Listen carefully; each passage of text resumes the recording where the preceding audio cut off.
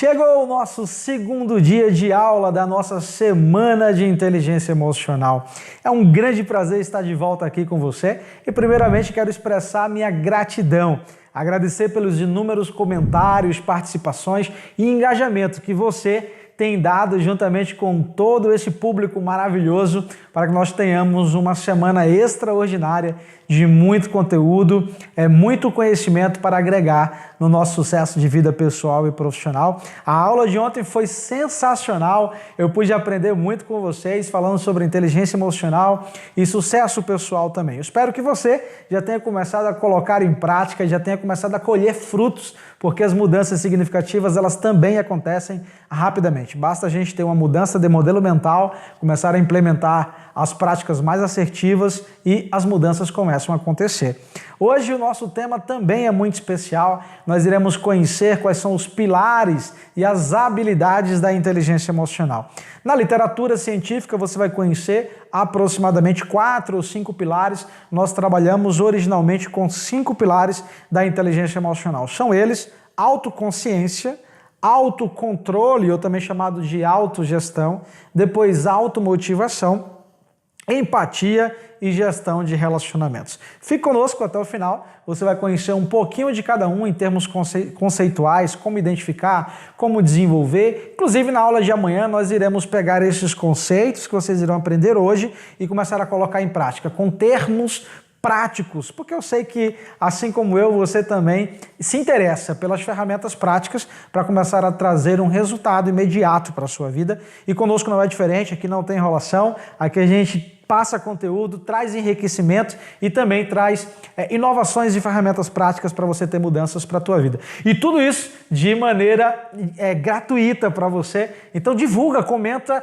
compartilha, divulga com os teus amigos, com a tua rede social e certamente mais pessoas serão impactadas. Essa é uma grande vantagem desse cenário tecnológico do qual você pode transmitir para outras pessoas, porque certamente conteúdo de alta qualidade deve ser compartilhado. Vamos iniciar falando do primeiro grande pilar, ou da primeira grande habilidade, que se chama autoconsciência. Como o próprio nome já sugere, é autoconsciência, ou seja, sua própria consciência. Então, em outras palavras, é você tomar consciência das suas próprias emoções. Já que a gente está falando de autoconsciência emocional, é você conhecer e compreender quais são as suas emoções que são manifestadas em diversos ambientes. Por exemplo, você já teve a experiência de ficar como espectador, de acessar pessoas discutindo ou num conflito que aconteceu e uma dessas pessoas ela explodiu emocionalmente, foi tirada do sério, seja, por exemplo, vamos colocar os principais ambientes que isso acontece. Por exemplo, no trânsito, por exemplo, no futebol. No trânsito, as pessoas quando são, por exemplo, bloqueadas no trânsito, quando ultrapassam sem dar seta, enfim, qualquer tipo de situação que você já deve ter presenciado no trânsito, muitas dessas pessoas explodem. Aí falam palavras que não deveriam falar, vão para briga, sai do carro, atinge. Se tiver uma arma ou alguma coisa que possa ser usado como arma, aquilo já gera outro nível de violência e assim sucessivamente.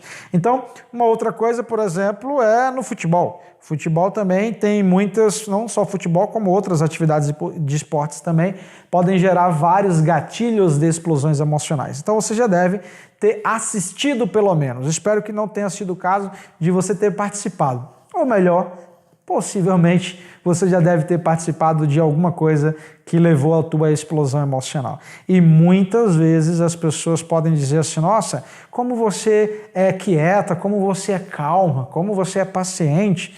Aí você fala assim: não, porque você nunca me viu fora do sério.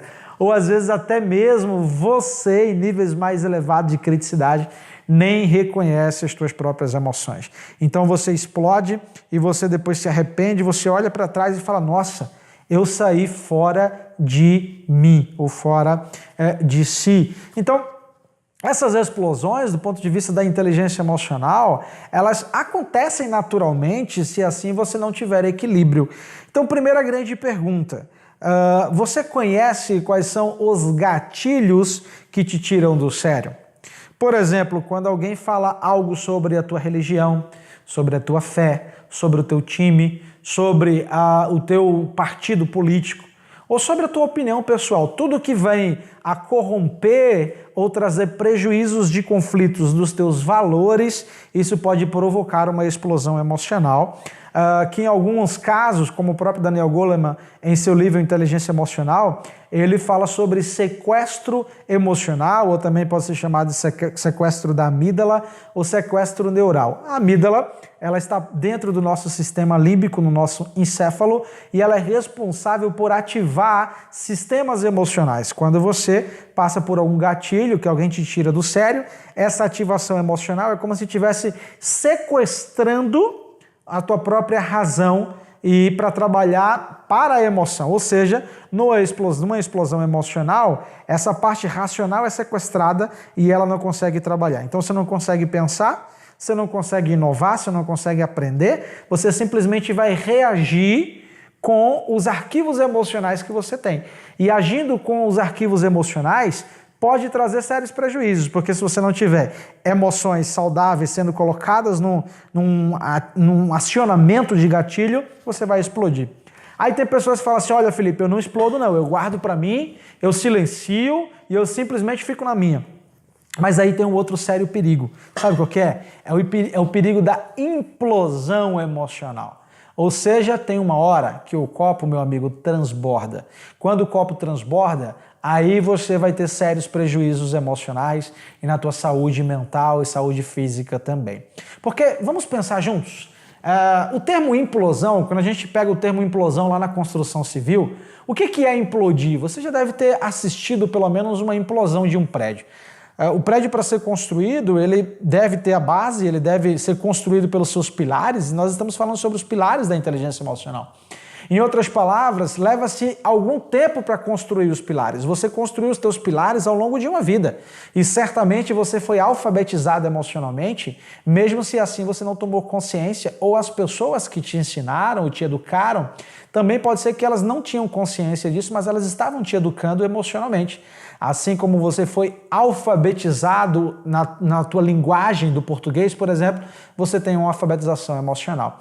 E lá na implosão, para se derrubar um prédio, implodindo ele, você deve colocar aquela implosão para derrubar os próprios pilares daquele prédio. Ou seja, o que dá sustentação àquela construção, quando abalado, quando você coloca aquelas bombas para implodir aquilo ali, automaticamente o prédio inteiro vai abaixo. Não é diferente com a inteligência emocional. Se você implode, ou seja, você coloca aquelas bombas internas, chega um momento que você derruba esses pilares, você como um todo, você como toda, você pode cair, você pode entrar numa queda emocional. E aí, uma queda emocional pode levar a alguns transtornos de humor, por exemplo, como a própria depressão, que tem um índice altíssimo. Para você ter uma ideia, o nosso país, o Brasil, ele é o primeiro da América Latina.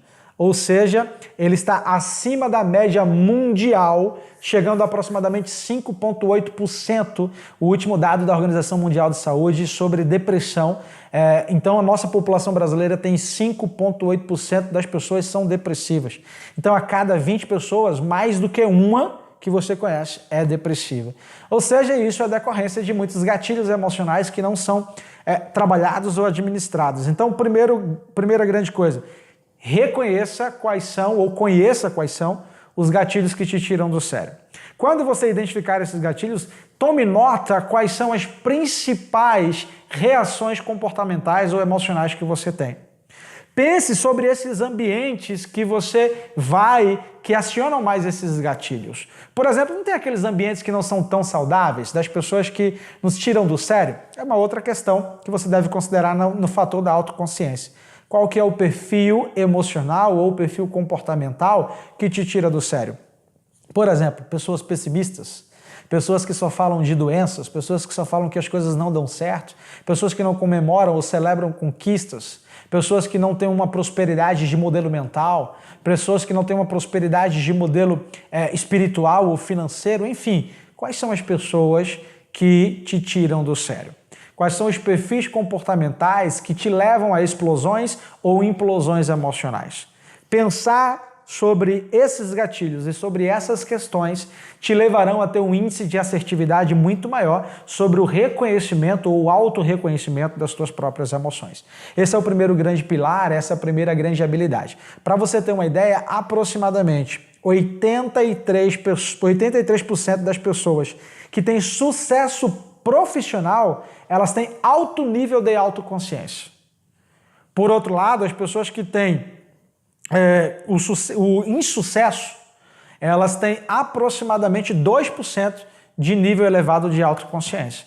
Ou seja, para você ter sucesso pessoal e profissional, você precisa se reconhecer. Tendo esse autoconhecimento, que nós iremos chamar aqui de autoconsciência, vai fazer com que você alcance um entendimento melhor dos lugares e das atitudes que você precisa colocar e manifestar para ter um equilíbrio emocional. Compreendendo todo esse cenário, você vai saber focar nos teus comportamentos mais assertivos, ou seja, a gente trabalha aí com a meritocracia, ou seja, com o mérito de comprometimento com as nossas atividades para ter uma alta performance e ter um grande resultado. Então, não significa que você tem que investir uma cota de tempo excessiva, e sim uma cota de tempo suficiente com alta qualidade, com alta produtividade, que a gente também chama de performance. Fazendo isso, você vai obter resultados mais significativos e com uma velocidade muito maior para a tua vida.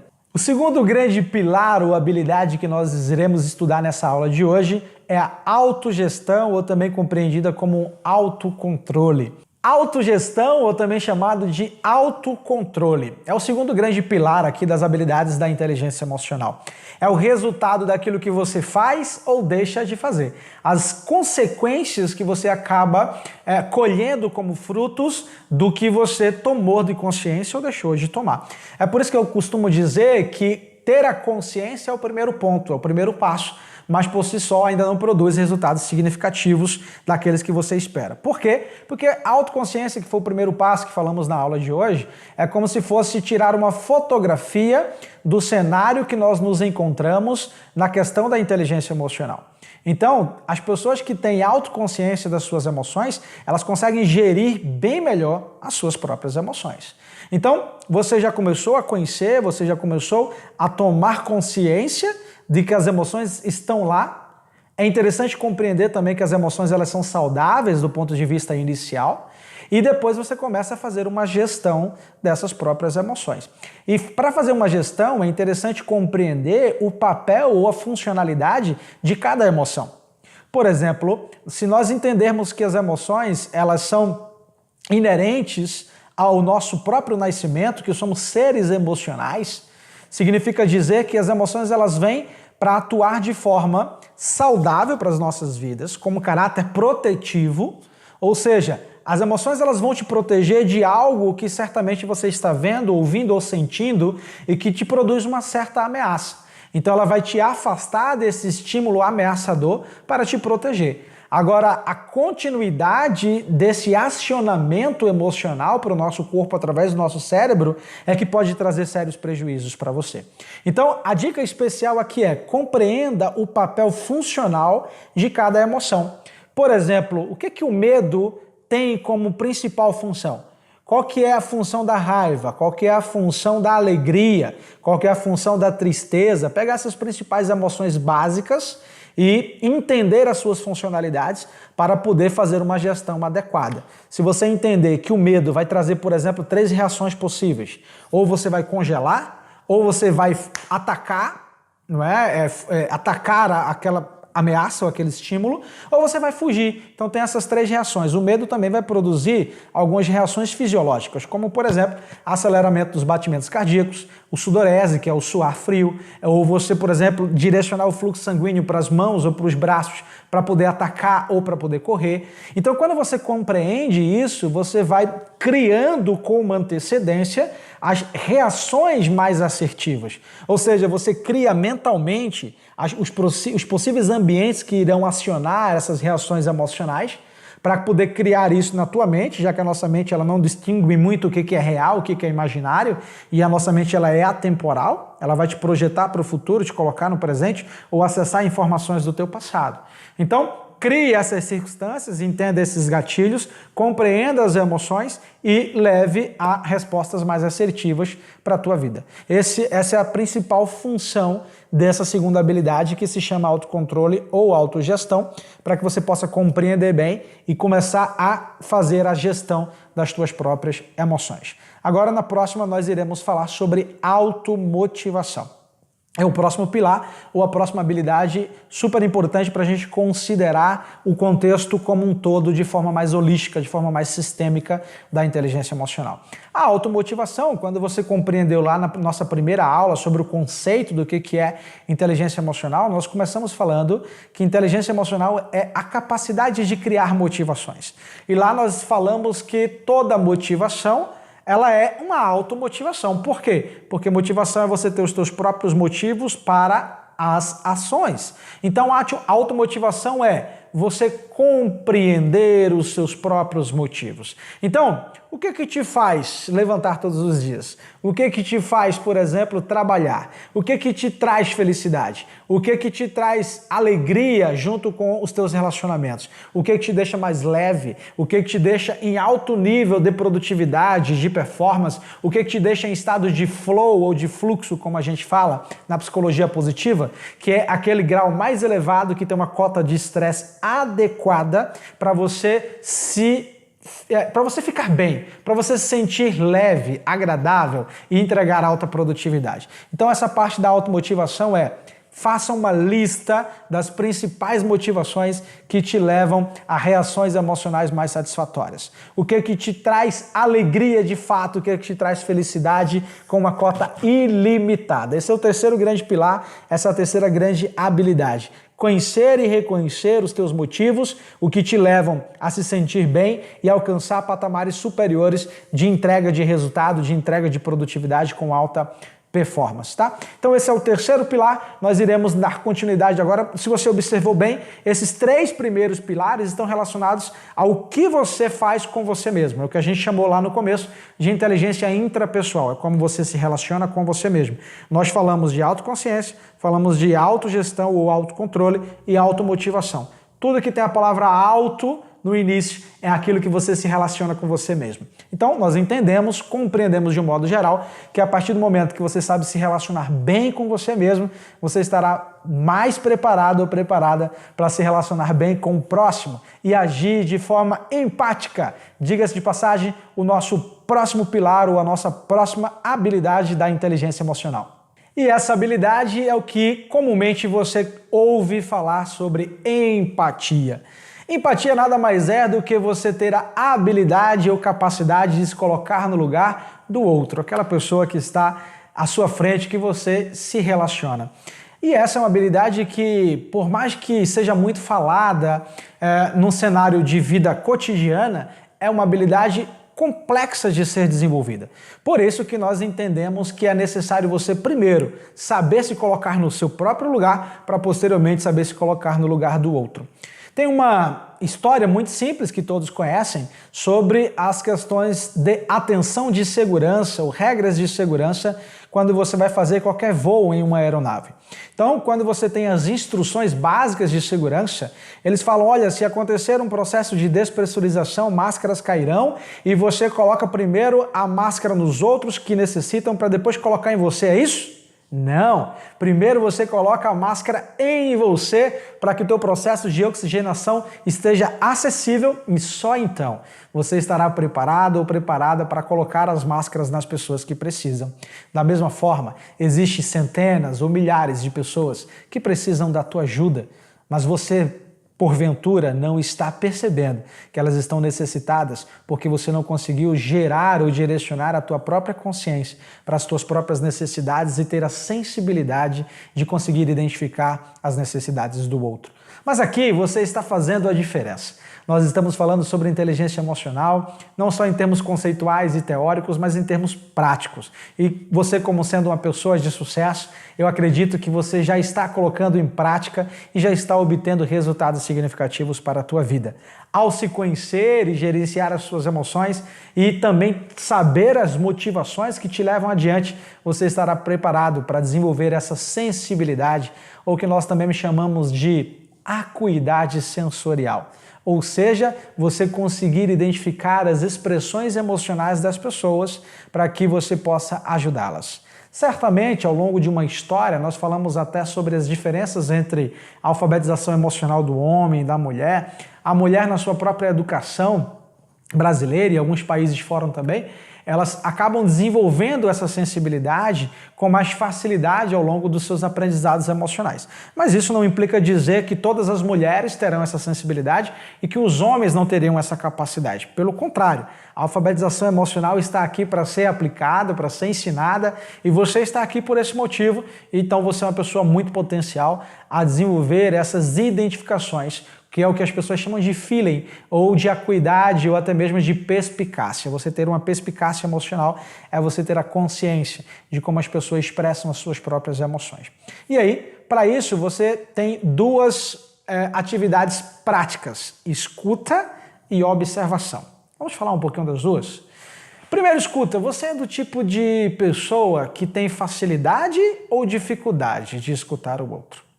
Se você tiver dificuldade, você é do tipo de pessoa que, quando os outros estão falando, você já está pensando na tua própria história, o que você vai falar na sequência, e a tua escuta ela fica prejudicada, a fala do outro fica à margem, e você coloca a tua atenção ou concentração na tua própria fala ou na tua própria história. E aí o que acontece? Quando o outro pede um feedback teu, você, por não ter essa atenção ou essa escuta ativa, você não consegue corroborar do ponto de vista do pensamento do outro. Então, primeira grande coisa, considere que a pessoa que está à tua frente, ela é especial.